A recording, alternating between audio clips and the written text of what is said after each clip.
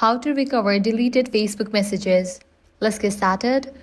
Launch your Messenger app. Make sure you have already logged into your account.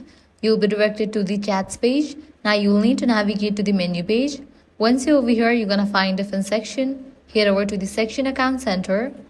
Now click on this option, Your Information and Permissions under Account Settings. Now click on the option Download Your Information. Click on the option Download or Transfer Information.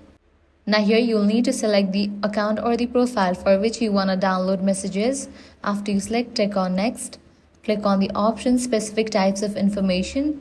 Here you're going to find list of the option that you can download, or you'll need to check in for the option Messages Only. Then click on the option Next. From here you are able to select whether you want to download information to your device or transfer to destination.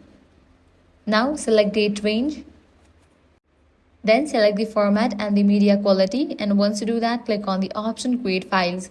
And just with that, you have requested for the messages download. It's gonna take some time. After completion of this download process, you will be notified through your email address.